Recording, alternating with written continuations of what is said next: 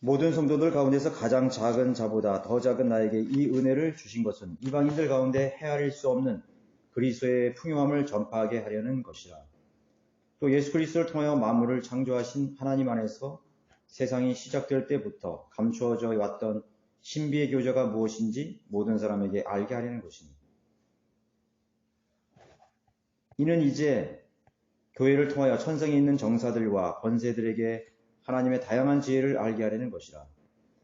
이것은 하나님께서 그리스도 예수 우리 주 안에서 계획하신 영원한 목적에 따른 것입니다. 그 안에서 우리가 그분을 믿음으로 담대함과 확신을 가지고 나아가느니라.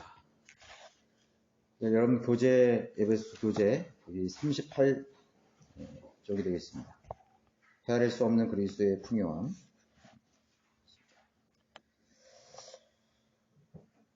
모든 성도들 가운데서 작은 자라고 바울은 그렇게 고백하고 있습니다. 그리고 그 작은 자보다 더 작은 나에게 이 은혜를 주신 것은 이방인 가운데 헤아릴 수 없는 그리스도의 풍요함을 전파하게 하려는 것이라. 그러면 이게 참 모순된 말이기도 하거든요. 왜냐하면 하나님께서 그 이방인들이죠. 그 이방의 민족들이 얼마나 많습니까? 이방의 그 막강한 이방인, 강팍한 이방인들에게 그리스도의 풍요함을 전파하려고 하는 그런 중차대한 그런 사역에 이렇게 부르심을 받은 그 바울이 얼마나 더 위대해야 됩니까? 얼마나 더 능력이 있고 또 얼마나 더 지혜가 되고 얼마나 더 놀라운 능력을 가져야 되겠습니까? 그런데 바울은 그렇게 얘기하지 않잖아요. 가장 작은 자보다 더 작은 나에게. 그런 사람이 어떻게 하나님의 일을 하겠어요? 그렇잖아요? 근데 세상에 이렇게 어떤 그 일들을 하는 사람 보세요. 뭐 국가의 일을 하는 사람이나 그런 사람들을 보면 영웅이나 난세의 그런 위인들을 보면은 참 대단히 위대하다고 자기를 이렇게 추켜 세우잖아요. 나를 따르라 그러고 이렇게 자기를 피하라고 자기의 능력을 이렇게 누가 이렇게 내세우지 않습니까? 그런데 하나님의 일이라는 것은요. 하나님의 일 자체가 하나님의 일이에요. 내 일이 아닙니다. 아버지의 일이에요. 근데 사람들은 착각하거든요. 내가 하나님을 도와서 하나님을 일을 한다고 생각을 하기 때문에 자기가 교만해지는 겁니다. 그러니까 내가 하나님께서 하시는 일에 내가 좀 보탬을 되고 또 내가 참여함으로써 하나님의 일이 더 위대하게 되고 또 잘 전파된다고 그렇게 생각하는 것이죠. 하나님의 일이라는 것은 하나님께서 부르신 자는 겸손한 자를 분명하게 들어쓰십니다. 그래서 우리의 일이 아니에요. 하나님께서 하시는 일. 그래서 하나님께서 우리 안에 자기 자신을 낮추고 겸손히 하는 사람들을 하나님께서 불러주셔서 그러니까 자기 자신을 알 때 하나님을 더 신뢰하게 되는 거예요. 내가 조금이라도 능력이 있다고 생각하면 왜 하나님을 신뢰하겠어요? 왜 하나님께 기도하겠어요? 하나님께 능력을 구하겠습니까? 나는 너무 작은데 하나님의 약속과 예비하신 복은 너무나 위대하다는 거죠. 그 할 수 있는 일이 무엇이겠습니까? 그럼 하나님 앞에 무릎 꿇는 일밖에 없죠. 나를 겸손히 하는 수밖에 없죠. 그렇죠? 그래서 나를 잘 하나님 앞에 겸비해서 그런 나갈 때 하나님께서 쓰시는 놀라운 그릇으로 또 도구로서 사용하시는 것입니다. 그래서 이런 교만이라는 것은 자기가 하는 것처럼 행세하는 것이거든요. 자기가 하는 것처럼. 자기가 나 아니면 이 일을 못한다. 이런 식으로 생각하기 때문에 하나님께서 그 사람들 쓰시지 않는 거예요. 그런데 그렇게 하나님의 일을 자기가 나 아니면 이 일을 할 수 없다고 생각하는 사람들이 하나님의 일을 한다고 하지만은 그건 하나님의 일이 아니에요. 여러분 지금 이 교회 한번 보세요. 자기가 뭐 대단한 것처럼 막 이렇게 얘기하잖아요. 그런데 그 사람들이 하나님의 일을 하는 것 같지만 하나님의 일을 하는 것이 절대로 아니에요. 그 사람은 마귀의 일을 하는 것이고 사람의 일을 할 뿐인 것이죠. 하나님께서 자신을 낮추는 자를 하나님께서 찾고 계신다는 것을 분명하게 알아야 됩니다. 그 사람에게 하나님께서 능력을 주시고 또 하나님께서 지혜와 능력을 주셔서 하나님께서 계획하신 그 원대한 일들을 실행하게 하시는 것입니다. 여러분들과 같은 우리와 같은 아무것도 아닌 자기를 비우는 사람들을 통해서 하나님 역사해 주시는 것입니다. 거기 보세요. 성도가 누릴 수 있는 그리스도의 풍요함이라는 게 나왔죠. 성도는 하나님께 나오는 자들에게 주시는 모든 지각을 초월하시는 하나님의 평강을 누릴 수 있다. 평강을 모든 지각을 모든 지각이란 말이 all understanding이란 말인데 그 지각이란 말을 지혜와 또 이해력이라는 것으로 우리가 해석을 할 수가 있어요. 모든 지각을 초월하시는 하나님의 평강을 누릴 수가 있는 것이죠. 그러니까 그 평강이라는 것은 세상이 주는 그런 평강이 아니라 하나님께서 주시는 평강을 가지고 할 수 있는 것이죠. 그리고 예수 그리스도도 우리 주로 말미암은 영원한 생명과 그것이 근원이 되어 지체들을 향해 베풀어지는 말로 표현할 수 없는 하나님의 선물을 받을 수 있다. 고린도후서 9장 15절이죠. 솔로몬의 노래 8장 7절에는 많은 물들로도 끌 수 없는 하나님의 사랑. 그게 뭐죠? 불타는 열정이죠. 사랑은 열정입니다. 사랑을 다른 말로 우리가 사랑의 속성 가운데는 열정이라고 할 수 있어요. 우리가 사랑하면 어떤 열정이 생기잖아요. 뭐 누구를 추구한다든가, 누구를 뭔가를 하려고 하는 그런 어떤 뭔가를 사랑하면 자기가 열정이 생기거든요. 기운이 나고, 의욕이 나고, 또 동기가 막 생기는 것이거든요. 그러니까 많은 물들로도 끌 수 없는 하나님의 사랑을 누릴 수가 있다라고 그렇게 말하고 있습니다. 또 고린도후서 12장 4절에서는 아울러 말로 다 설명할 수 없는 하나님의 말씀, 말로 다 설명. 굉장히 시적 표현인데 그 시적 표현을 많이 하면 찬송이 되는 것이죠. 찬송. 말로 할 수 없는 하나님 말씀. 그걸 시로 우리가 쓰지 않습니까? 그러니까 말로 할 수 없다. 이렇게 하는 건 우리가 표현을 할 수 없다. 형용할 수 없다. 또 우리나라 말에는 기가 막히다 말이죠. 너무 그거는 놀랍고 감탄할 만하기 때문에 말로 할 수 없다. 그렇게 말씀하고 있는 것입니다. 그래서 여러분들은 하나님의 말씀을 말로 할 수 없는 그런 하나님 말씀이라고 할 경지로까지 올라간 그런 하나님 말씀에 대한 깊이를 여러분 아셔야 되는 것입니다. 우리는 그걸 알아야 돼요.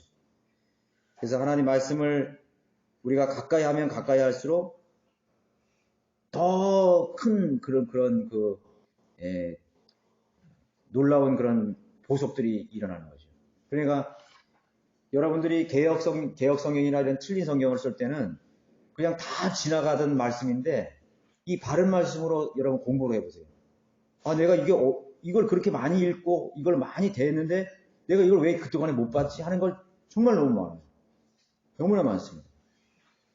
그러니까 우리가 바른 성경과 바른 말씀이 없을 때는 내가 좋아하는 구절만 계속 관심을 갖는 거예요. 그런데 지금은 아니에요. 이 주옥 같은 하나님 말씀이라는 것은 창세기 1장 1절부터 끝까지 우리가 다 여러분들이 그것을 묵상하고 살펴보고 캐내는 거죠. 우리 마치 그 시편의 기자가 그렇게 말했죠. 우리가 은을 캐듯이 지혜를 찾는다 이거죠. 여러분 은을 캘 때 은이나 금을 보석을 캘 때 그냥 땅에 널브러져 있는 걸 그냥 주워 담나요? 절대로 그럴 수 없어요. 은을 찾으려면 땅을 파야 돼요. 굴을 파고 동굴을 뚫어서 그 은광을 뚫어서 깊이 들어가요. 그 안에 그 흙 속에 그 바위 속에 숨겨진 은을 캐내는 거예요. 그 은맥을 찾아서 캐내는 것입니다. 그러니까 하나님 말씀을 더 파고 더 들여다보고 더 연구하고 공부하고 그렇죠? 더 묵상하고 그럼으로써 그 안에 있는 은들을 파내는 거예요. 그리고 그 안에 금과보다 더 귀하고 은보다 더한 지혜와 능력을 발견할 수가 있는 것이죠. 그래서 여기서는 말로 할 수 없는, 설명할 수 없는 하나님의 말씀이라고 했습니다. 또 히브리서 4장 12절에는 모든 사람의 마음에 담긴 것을 드러내고 하는 거예요. 마음의 생각들과 의도들을 판단하는 것이죠. 그러니까 사실 사람들이 주체자가 바뀐 거예요. 내가 성경을 이렇게 판단한다. 내가 성경을 해석한다. 내가 성경을 본다. 이렇게 하지만 사실은 여기서 그 말이 아니에요. 성경이 나를 보는 것이에요. 성경이 하나님의 눈이 되어서 여러분의 마음과 생각을 통찰하시고 감찰하시고 그러니까 마음의 생각들과 의도들을 판단하신다 그랬잖아요. 그러니까 내가 성경을 펴서 내 자신을 보임으로써 내가 이거를 보는 게 아니라 내가 보지만 나를 하나님 앞에 드리지만은 이 성경이 나를 보고 있는 거예요. 그래서 역으로 그 성경이 나를 평가해 주는 거예요. 나를 판단해 주는 것입니다. 내가 성경을 판단하는 거예요. 근데 사람들이 굉장히 교만했거든요. 자기가 묻힌 성경이 틀렸다, 맞다 이렇게 판단해 버리는 거예요. 그러니까 우리가 변개된 성경이라는 것은 바른 성경에 의해서 판단을 받잖아요. 그렇잖아요. 뭐 NIV나 개혁 성경이나 뭐 또는 또 현대인의 성경이라든가 이런 로마 카톨릭 성경들이 뭐에 의해서 판단을 받는 거예요? 킹 제임스 성경에서 판단받는 거예요. 그런데 이 성경 보존을 믿지 않는 사람들은 누가 판단자냐면 자기가 판단자예요. 그렇잖아요. 우리는 킹 제임스 성경이란 잣대를 가지고 판단하는데 그 사람들은 기준이 없어요. 다 자기 생각이야. 무슨 신학자가 이걸 어떻게 생각하고, 이건 뭐 어떤 목사가 어떤 이렇게 생각하고, 뭐 카톨릭 주교가 어떻게 해석하고, 이래 버린다고. 뭐 어거스틴이 어떻게 해석하고, 맨 이런 것만 해석하면 해버린다고. 예. 그런데 우리가 러크만 목사님을 그런 그 주석서를 우리가 선택하는 이유는 그분은 자기 생각으로 판단 안 해요. 러크만 목사님 주석 읽다 보면은요, 해석하다 모르는 거 있으면 나도 모른다라는 말이 많아요.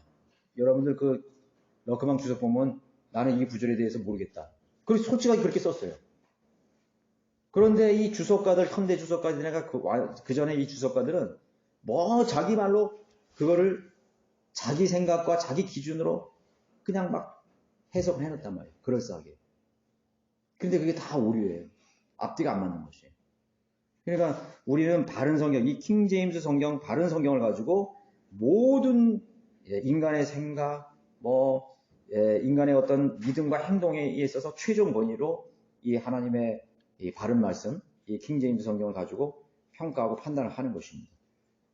그래서 우리는 사실 이 하나님의 모든 말씀이 우리의 마음과 생각과 의도를 판단해 주시는 것이 되는 것이죠. 그렇게 되는 거죠. 또 베드로후서 3장 18절에는 성장하고 열매 맺게 하시는 지식의 말씀이다. 그래서 예수 그리스도를 아는 지식 안에서 자라가라. 자라가라. 우리가 갓 태어난 어린 아기들은 젖을 먹죠.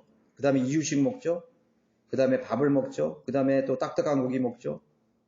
또 질긴 고기 먹죠. 이렇게 점점 하나님 말씀이라는 거는 질긴 교리, 이해하기 어려운 교리도 있고 쉬운 교리도 있다고. 그래서 우리가 성경 공부라는 게 필요한 거예요. 기초 성경 공부부터 하는 거예요. 기초 성경 공부가 안 되고 이런 것이 안 되면, 이유식 이런 부분이 안 되면 어떤 사람들은 성경을 호기심으로 공부한다고. 그래서 여기 뒤적, 저기 무슨 또 여기 인터넷 여기 여러 사람들이 막 뒤적뒤적 돼가지고 자기가 호기심이 가는 것만 이렇게 취해가지고 하는 사람들은 영적으로 성장이 안 돼요. 그 사람들은 실질적으로 성장이 된 게 아니에요. 그 사람들은 하나님의 일에서 쓰임받지 못하는 것입니다. 그리고 그런 지식을 가지고 또 다른 사람 막 이렇게 정죄하고 판단해버려요. 야, 나는 그래도 책 몇 권 읽어가지고 더 많이 아는데 이런 식으로 생각한다고요. 이게 아니라고요. 모든 판단을 이기시는 말씀이죠. 로마서 3장에서. 우리가 판단하지 말라고 했는데 영적인 사람들은 판단하는 거예요. 판단할 수 있는 거예요. 영적인 사람만이 판단할 수 있는 거예요. 하나님의 진리를 가진 사람이 많이 판단할 수 있는 것입니다. 그렇죠? 하나님께서 주시는 말할 수 없는 기쁨이다. 베드로전서 1장 8절에는 말할 수 없는 영광으로 가득 찬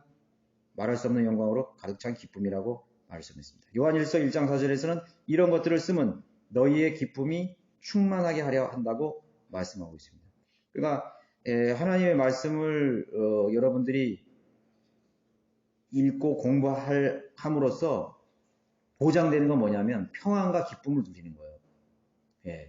그러니까 그 삶이 우울하다, 또 그 사람이 또는 기쁨이 없다, 즐거움이 없다, 보람이 없다. 그러면은 그 사람이 하나님의 말씀을 갖지 않아서 그런 거예요. 말씀을 가까이 하지 않아서 그런 거예요. 하나님 말씀을 가까이 했다면 그 사람은 절대로 슬픈 그런 사고를 할 수 없어요. 슬프지가 않아요. 성령님이 하나님의 말씀으로 그 사람을 인도하는데 왜 슬퍼요? 슬프지 않다고. 설교를 들었는데 그 사람이 마음이 슬퍼. 우울해. 그러면 설교자가 잘못되든지 그 듣는 청중이 잘못됐죠. 그렇죠? 예. 분명 그렇다고요. 그럼 잘못된 거라고요? 그래서 하나님의 말씀을 진리를 우리가 가까이 하면 말할 수 없는 영광으로 가득 찬 기쁨이 넘치고 또 이런 서신들, 하나님의 서신의 형식을 빌은 하나님의 말씀들은 우리의 성도들에게 기쁨을 주기 위해서 우리에게 주신 말씀이라고 기록하고 있습니다. 이와 더불어 헤아릴 수 없는 하나님의 위대하심을 맛볼 수 있고 시편 145편 3장에서는 헤아릴 수 없는 위대하심을 찬양하라 그랬습니다. 헤아릴 수 없는 위대하심을 찬양이에요. 그래서 성경 우리가 그 찬송가를 보면은 찬송가의 그 가사 자체가 하나님의 말씀에 근거하고 있잖아요. 성경적인 교리에 근거죠. 제레미라든가 또 예수님의 십자가에 죽으시고 다시 부활하신다든가 또 예수님의 순종하심이라든가 또 섬김이라든가 헌신이라든가 그게 다 있잖아요. 그죠? 그런 간증이 이 하나님의 말씀에 근거해서 이렇게 시적으로 이렇게 하나님을 찬양할 수 있게 이렇게 된 것이라고. 근데 이제 우리가 이제 이 성경 찬송가를 보면은 요즘 그 CCM이라고 해서 Christian Contemporary Music 기독교 이제 그 현대 음악 이런 이제 있잖아요. 뭐 소위 우리가 뭐 가스펠송이나 가스펄이라든가 아니면 뭐 복음성가라고 말하는 그런 것들이 있는데 또 요즘도 찬양을 만들어내는 사람이 있어요. 또 우리 한국에 보면 있어요. 그런데 여러분들 그런 찬양을 CCM 같은 찬양을 이렇게 들으면은 좀 약간 다르다는 생각이 안 드나요? 예. 그 박자나 리듬이나 풍이 그 현대인의 그런 현대에 유행하는 그런 일반적인 가사, 불신자들이 부리는 그런 일반적인 그런 노래의 풍을 가지고 있어요. 리듬을 가지고 있어요. 그럼 뭐냐면, 그 하나님께서 그걸, 이제는 그런 걸 인정 안 하신다는 거예요. 그 지금은 오늘날의 이런 배교한 교회들을 보면은, 교회에서 찬송가 안 불러요, 거의. 맨 CCM 부릅니다. CCM 불러요. 그래서 여기 찬송가를 보면은, 여러분들 이게 금방 펼쳐보면 알아요. 지금 뭐, 1830년, 1900년 초, 맨 1700년, 제가 아무데나 딱 펼쳐봐도 여기서 1700년, 더 나가선 1600년 후반에서 1700년, 1800년, 1900년 초라고요. 이게 뭐 어떤 시대죠? 필라델피아 교회, 킹제임스 성경 시대예요. 킹제임스 성경 시대에 하나님께서는 킹제임스 성경 시대 이후로 그리스도인, 주님이 오실 때까지 불러야 될 모든 찬양을 그때 다 만들어 놓으셨어요. 여러분, 성경을 지금도 만드나요? 아니, 성경이 변개됐다는 사람 계속 만들고 있어, 지금도. 새 성경, 뉴 해가지고 계속 만들고 있어. 개혁 성경 만들고 있어. 똑같은 거라고. 찬송도요, 하나님께서 킹제임스 성경 시대에 하나님이 쓰셨던 사람들을 통해가지고 주님께서 재림하실 때까지 찬양을 모두 만들어 놨어. 지금 여기는 우리가 500몇 페이지가 있지만은, 우리 성령을 믿는 우리 교회, 미국의 교회들은 우리가 다 이게 번역한 거 아니에요? 거의 다. 1000여 곡에 가까워요. 1000여 곡에. 예. 1000여에 가깝다고. 그런데 그 당시에 킹제임스성을 신뢰하던 그런 성도들, 필라델 교회 시대에 쓰셨던 사람들이 하나님 감동하셔가지고 이 찬송을 다 하나님께서 완성해 놓으신 거예요. 예. 그래서 이 이후에 나오는 거는 전부 다 그야말로 가스펠이야. 가스펠. 원래 사실은 가스펠이라는 것은요, 흑인들이 만들어낸 거예요. 흑인 영감, 이래가지고 있는 거죠. 가스펠을 보면 약간 흑인 영감풍이지. 그래서 우리 바이블 빌리버들은 가스펠 거의 안 부르잖아요. 물론 가스펠송 중에서도 가사가 아주 은혜로운 게 있어요. 있다고. 몇 곡은 있어요. 그래서 그 전에 가스펠 같은 거. 1900년도 중후반에 나온 미국의 가스펠 성간이나 구원에 관한 찬송들을 보면 아주 좋아요. 어린이 찬송이라든가 그게 있어요. 그런데 그 이후에 이제 배교한 시대, 1940년이나 50년 후반에 나타난 가스폰이나 CCM들은 전부 다 이게 지금 세상의 음악이 믹서돼가지고 혼합돼가지고 나와가지고 거예요. 이상하잖아요. 오늘날의 그 은사주의자들이나 아니면은 또는 무슨 현대 그런 복음주의자들이 신사도 운동주의자들이 나와서 힐송이라도 있다고. 힐송이라 뭐라면 사람들 치유하는 거. 그래가지고 막 그냥 그 음악까지 막 사람들하고 그 똑같은 은사주의라고. 그래가지고 그 음악에 도취돼가지고 그냥 스트레스 풀다가요, 그 사람들이. 가보면. 뭐, 새들백 교회니 뭐 이런 데 있잖아요. 한창 뭐, 크리스탈 처치 같은 데 가보면. 저도 그 전에 그 제도교회에 있을 때, 부사교회 때 목사가 한번 가보래. 새들백 교회 그 사역자들이 미국에서 와서 그, 힐송 그 사역자 모임을 하니까 가봤는데, 맨 그냥 그냥 막 찬양 부르다가 막 거품 물고, 막 울고요. 막 고함 지르고, 뭐 어떤 사람 막 웃어. 막 탁 떨고, 그럼 막 또 안수하고 막 그렇게 하는 거예요. 그게 이제 치유한다고 그래요. 그러니까 똑같더라고. 그 음악을 통해가지고 뭐 사람을 치유한다는데, 이 고전 안 부릅니다. 하나도 없어요. 전부 현대 음악 가지고 그렇게 하는 거예요. 그 사람들의 믿음이, 형성이 되느냐? 성경 안 돼요. 그 사람들이. 그래가지고 새로운 하나님의 사역으로 이렇게 한 장르가 만들어졌어요. 찬양 사역이라고 하죠. 찬양 사역. 고전 안 불러요. 자, 그렇게 해서 우리가 하나님을 찬양하는 거는, 그러니까 여기에 다 있어요. 벌써 이게 불러보면 알아요, 여러분. 마음의 이런 경건함이나 또 하나님의 그런, 하나님 말씀을 묵상하는 그런 성령님이 임하는 그런 찬송의 차이라는 것을 여러분들이 느낄 수가 있어야 됩니다. 판단할 수 있어야 되는 것이죠. 이미 하나님께서 여기 다 만들어 놨어요. 더 이상 뭐, 이것도 다 못 부르는데 말이죠. 이렇게 은혜 많은데 또 뭐 이상하게 만들어가지고 사람들이 그렇게 부르기 시작한다고요. 하나님의 지혜와 지식의 풍요함을 느끼며 헤아릴 수 없는 그분의 심판과 하나님 아버지와 그분의 아들을 예수 그리스도와 함께하는 교제의 풍성함을 느낄 수 있다. 지혜와 지식의 풍요함. 그죠? 헤아릴 수 없는 그분의 심판. 로마서 11장 33절이래요. 여러분, 하나님의 심판에 대해서 한번 생각해 봤나요? 하나님의 심판에 대해서. 하나님의 심판에 대해서. 우리가 뭐 축구에서도 심판 잘못 보면 막 난리를 치잖아요. 그러니까 하나님의 심판이라는 것은요, 정확하다고요. 너무나 아주 세심하다고.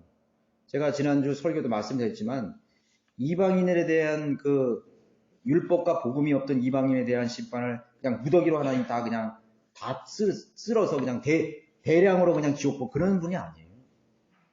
하나님께서 모든 사람의 생애들을요, 모든 날들을 다 헤아리시는 분이시요. 그분이 하나님께서 공정한 심판을 내리신다. 그래서 저는 기도할 때 그런 심판을 해요. 정말 하나님의 심판이 위대하십니다.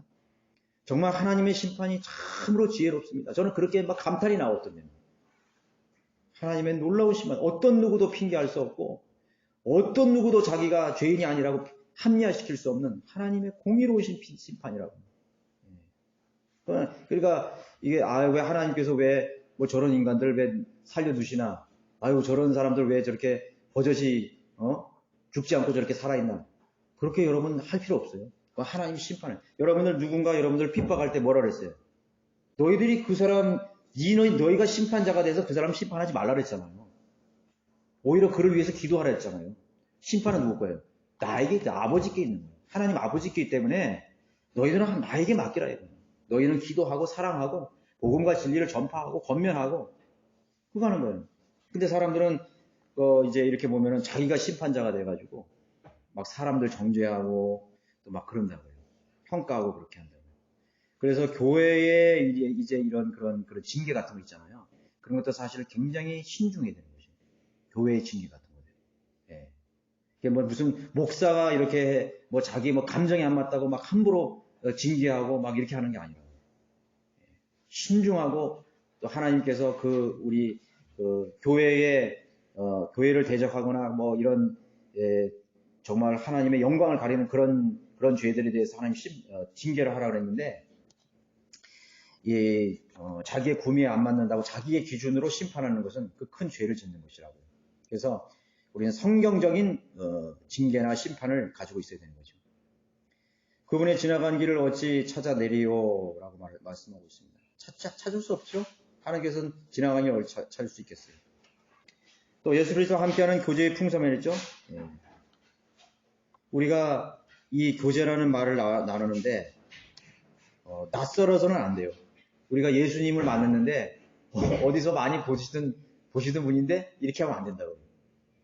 주님께서 우리를 막 이렇게 하늘로 우리가 휴거되는 날 어디서 많이 보신 분인데 아니면 누구시더라? 분명히 이렇게 하는 사람도 있을 거라고요. 저분이 누구시더라? 그래서 세상에 완전히 육신화되고 동기화된 사람, 여러분 구원받아도 이 세상에 그런 마귀의 자녀처럼 사람들이 얼마나 많아요. 가득하게 하나님 없이 살아가는 사람이 있다. 그런 사람들은 그렇게 만날 것이죠. 자, 우리는 그렇게 만나서는 안 돼요. 우리는 정말 주님을 기다리다가, 여러분, 기다리는 사람을 만나는 것하고, 기다리지 않던, 그냥 반갑지 않은 손님 만나듯이 그렇게 만나는 건 천지차예요. 예, 천지차라고. 이렇게 막 문 열어놓고, 또 나갔다 들어왔다 하면서요, 막 그 사람 맞을 준비를 하잖아요. 그러니 이제 주님을 만났을 때 얼마나 우리가 교제의 풍성함이 있겠어요. 그리스도와 함께하는 풍성함이 있습니다. 또 우리가 그리스도 안에서 함께 먼저 간 우리 성도들 있죠? 저도 우리 어머니를 만날 생각하면 참 마음이 나는 벅차요. 우리 어머니를 지금 어머니는 낙원에서 뭐 하실까? 한 번은 우리 아이들이 자는데 이렇게 묻어요. 할머니 지금 뭐 하고 계실까? 물어보더라고요, 아이들이. 할머니 돌아가셨을 때. 그래서 한번 생각해보자, 이거예요. 저 하늘, 저 셋째 하늘에 상상해보자, 우리가. 할머니 아마 거기서 웃고 계실 거야. 우리 위해서 기도하고 계실 거야. 거기는 건강하게 계실 거야. 이런 거 있잖아요. 그죠? 어떤, 또 한 형제님은 자녀를 잃었는데, 그 소망이 그것밖에 없는 거야. 빨리 주님 오셔서, 자기 먼저 간 자녀를 이렇게 또 만나고 싶어 하는 그 소박한, 예. 그러니까 우리가 사랑하는 우리 이송호 목사님 같은 분들, 예. 이송호 목사님, 러크만 목사님 같은 분들. 또 많잖아요, 성경이. 바울부터 가지고, 스펄전이, 찰스 피니, 전 조지 휘필드를 이렇게 만나고 싶어. 조지 휘필드. 그런 사람들 많이 만나고 싶고. 그런 거. 그 교제의 풍성함이 있다는 거죠. 우리가 살아서는 이제 이렇게 교제의 풍성함이. 어제 이제 같이 이렇게 저녁에 제주교회 형제님들하고 교제를 하는데, 우리 이강덕 목사님이 그렇게 얘기를 하시더라고요. 우리가 하늘나라 갔는데 말이죠. 하늘나라에 다 셋째 하늘에 갔는데, 우리가 지상에서 그리스도인으로서 살 동안에 아무런 그런 추억이 없다면 얼마나 저기 하겠냐고. 그러니까 우리가 이 세상에서 우리 같은 믿음을 가진 성도들이 함께 참 아름답게 정말 친형제보다 더 가깝게 우리가 지내잖아요. 참 서로 흉금을 나누고 또 하나님의 사역을 하고 고난도 같이 받고 또 어려움도 같이 당하고 서로 돕고 서로 이렇게 격려하고 하는 그런 아름다운 그런 풍성한 추억들이 있음으로써 우리가 하늘나라 갔을 때, 우리가 말이죠. 누구 형제. 우리가 그 세상에 있을 때 말이야. 우리가 지옥에 있을 때 말이야. 우리가 이렇게 하고, 이렇게 주님을 섬겼잖냐고. 맞아. 하면서 말이야.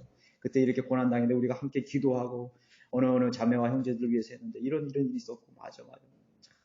그러면서 그 하늘나라에서 얼마나 풍성하겠어요.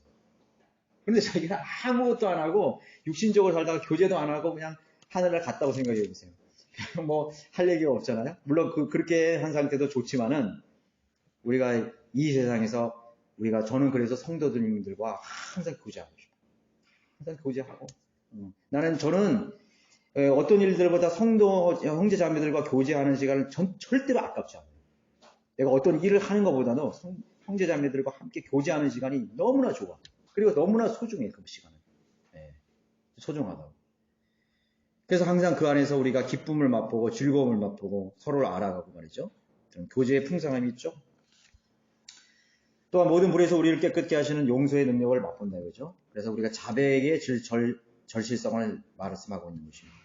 우리가 용서의 능력을 가지고 그래서 모든 불의에서 우리를 깨끗하게 하신다고 말씀하신 것이죠.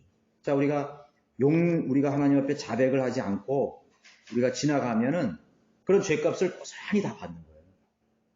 자업자득이 돼버리는 거예요. 그러니까 죄의 삭은 사망이라는 그런 논리처럼 우리가 죄를 지으면은 반드시 그런 죄값, 징계가 있는 거예요. 그러니까 항상 하나님 앞에, 아버지 앞에 우리가 자백을 해야 되는 거예요. 내가 마음으로 짓는 죄들이라든가, 하나님 내가 이런 나쁜 생각을 했습니다. 내가 이런 어리석은 생각을 했습니다. 내가 누구의 상처를 줬겠습니다. 내가 말 실수했습니다. 그 즉각적으로 여러분 그 기도를 하시면은 그 일들을 하나님께서 다 정리해 주셔요. 세상 이상해. 근데 내가 자백을 안 하면은 그것이 아무렇지도 않은 일인데도 그것이 이상한 결과가 나옵니다. 마귀가 써버려요. 마귀가 쓰지 못하도록 하는 능력이 뭐냐면 자백이에요. 그러니까 내가 하나님 앞에 자백을 하면은 하나님께서 마귀가 쓰지 못하도록 막아주시고 또 우리를 용서해 주시고 깨끗하게 하신다는 것이에요. 그렇죠? 그래서 소중한 그런 결과를 가져오게 되는 것입니다. 이것이 성도가 그리스도 안에서 누릴 수 있는 헤아릴 수 없는 그리스도의 풍요함입니다. 제가 이제 몇 가지 이렇게 말씀을 드렸는데 뭐 우리가 시간이 없어서 말할 수 없는 정도죠. 또 거기 넘어가시면은 이제 그 13절에 한번 보시 읽지는 않았는데 거기 보면은 15절에 보세요. 그분께로부터 하늘이나 땅에 있는 모든 가족이 이름을 부여받았느니라. 제가 오늘 여기 그 하나님의 가족, 성경에서 하나님의 가족이라는 것은 우리가 교회 시대에 구원받은 성도로만 그렇게 우리가 쉽게 생각할 수 있잖아요. 교회 시대의 사람, 교회 시대의 사람 형제 자매들. 근데 아니에요. 여기 보시면은 우리가 8가지로 이렇게 구분을 할 수 있는데 첫 번째는 율법 이전에 구원받은 이방인 성도들. 아담과 노아 같은 사람들이죠. 여러분은 히브리 민족, 아브라함을 부르기 전에는 모두 다 선택된 백성이 없었잖아요. 그죠? 전부 다 이방인이에요. 그냥 이런 그런 족속들이었다는 거예요. 아담과 노아 같은 사람들. 그럼 율법 이전에 구원받은 이방인 성도들이 있죠.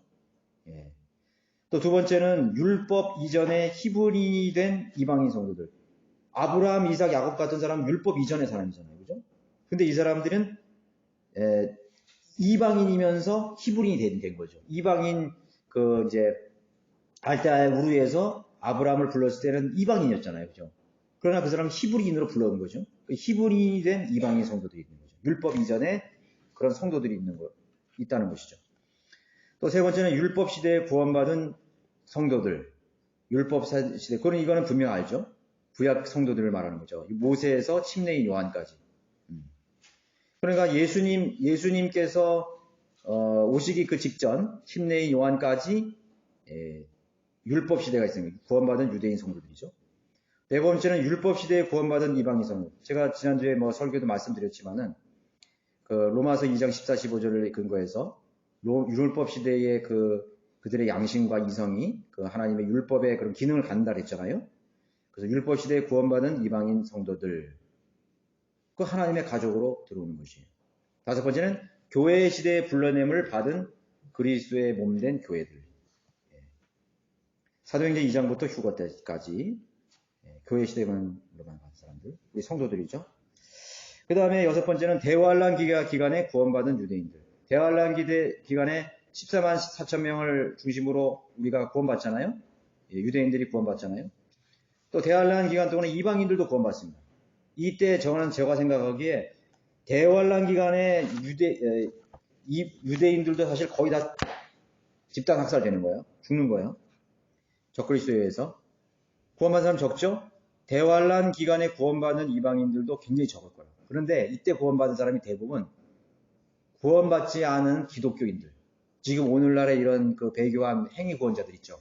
그런 사람들을 전부 대환란으로 들어가고 남겨진다고. 버려지는 거지 그러니까. 대환란으로 들어가니까 그 사람들이 성령대로 믿는 사람들한테 들은 거죠.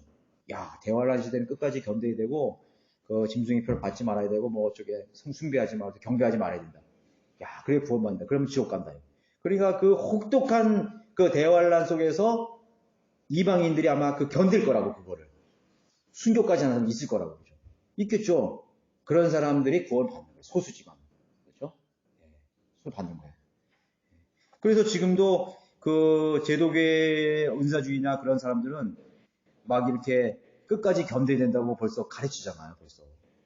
그 사람들은 끝까지 견뎌야 된다는 걸 그러니까 그 사람들은 휴거를 기다리는 게 아니라 대환란이 끝난 다음에 예수님이 오는 그때를 그걸 기다리는 거예요. 지네들이 원하는 대로 그냥 가는 거죠. 들어가는 거죠. 그 사람들이. 행위를 지키면서 그죠? 그 사람들이 아마 구원받게 될 거라고요. 자, 여덟 번째는 천년왕국의 성도들이죠. 천년왕국의 성도들, 구원받는 성도들이 이제 하나님의 가족이라고 그렇게 가족 안으로 포함이 되는 것입니다. 그래서 아주 이 하나님의 가족이라는 것은 어떤 교회 시대나 이런 구약 성도에 한정되지 않고 정말 이렇게 포괄적으로 우리 인류의 역사 전반적인 걸 거쳐서 하나님께서는 구원받을 수 있는 기회를 주시는 정말 은혜와 그러니까 모든 세대 가운데서 하나님의 자비와 은혜가 있는 거예요. 그죠? 율법 시대에도 행위가 필요하지만은 하나님의 자비와 은혜가 필요한 거죠. 은혜가 있는 거잖아요. 그죠?